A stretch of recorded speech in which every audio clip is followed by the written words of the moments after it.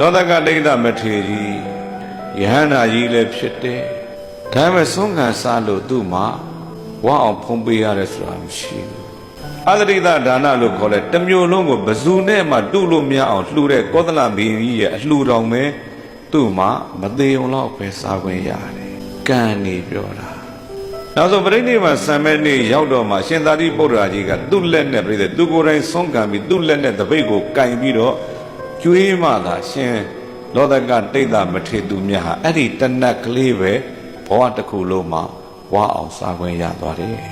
အဲ့ဒါစားပြီးတော့ပြိဋိဘံစံဝင်ချုပ်ငိမ့်ရွှေဇတ်တော်သိမ်းသွားတာပေါ့အဲ့ဒီအကြောင်းအရာနဲ့ပတ်သက်ပြီးသံဃာတော်ရှင်သူမြတ်တွေကလောကဒိဋ္ဌမထေကယဟန္တာကြီးဖြစ်ပါလေကနဲ့လက်လာပါရှားတာဘာကြောင့်များလဲယဟန္တာကြီးဖြစ်ပါလေကနဲ့ဘုံကနဲပါတာဘလို့အကြောင်းအရာကြောင့်များပါလေလို့ဒီလိုစကားတွေဖြစ်တဲ့အခါမြတ်စွာဘုရားလျှောက်တော့ဘုရားကအဲ့ဒီမှာပြောပြတာခြေသားတို့တဲ့လောကဒိဋ္ဌဟာဘဝတစ်ခုပါကတ္တဗမြတ်စွာဘုရားရှင်ကိုတော်မြတ်ကြီးရဲ့လက်ထက်တော်ကဘဝတစ်ခုမှာယဟန်တစ်ပါးသူဖြစ်ခဲ့ဘူးတဲ့တထေးတယောက်ဆောက်တဲ့ကျောင်းမှာသူနေပြီးတော့မှတရားအလုပ်အားထုတ်တယ်တနည်းအားဖြင့်ပြောရင်တော့သီလစင်ကြယ်ကြယ်နဲ့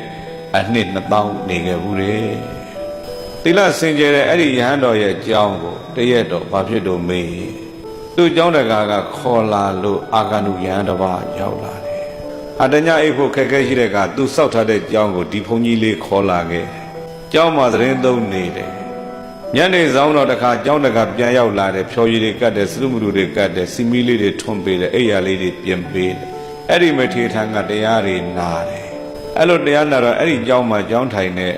မထေလောကဒိဋ္ဌအလောင်းကဒီမထေသာဒီကျောင်းပျော်သွားရဲ့ငါเจ้าတကာကဒီမထေသာဒီเจ้าကိုပင့်ထားလိုက်ရဲ့ငါဘဝဒုက္ခရောက်တော့မယ်လို့ဒီလိုတွေးတာကိုပိုင်တဲ့เจ้าကိုသူများနဲ့မဆက်ဆက်စေခြင်းမူမစ္စရိယလို့ခေါ်တယ်။ဘာမစ္စရိယလဲလို့မေးရင်အာဝါသမစ္စရိယเจ้าတကာကအဲ့ဒီအာဂန္တုယဟန်ထံကတရားနာပြီးတော့ပြန်တော့ရှင်ဘုရားရောတပည့်တော်เจ้าနိုင်ဆရာတော်ရောမနဲ့ပြန်တပည့်တော်အိမ်အောင်ဆုံးဖုံးပေးကြွတော်မူပါဘုရားဒီလိုပင်တယ်မနဲ့အာယုံချင်းလင်းတဲ့ခါကျပြိတဲ့ခေါင်းလောင်းထိုးတယ်တဲ့ခေါင်းလောင်းထိုးတဲ့အတန်နဲ့မထိုးဘဲနဲ့ပြိတဲ့လက်သေးလေးနဲ့ပဲချစ်တယ်တဲ့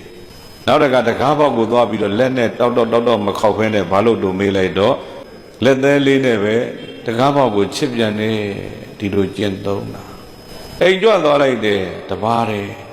ဟာရှင်ဗျာအာဂန္တုမထေမပါဘူးလားတကားကြီးရဲ့ဘုန်းကြီးအိတ်လိုက်တာကျုပ်ခေါင်းလောင်းလဲထိုးတယ်တကားလဲခောက်တယ်သူမထားဘူး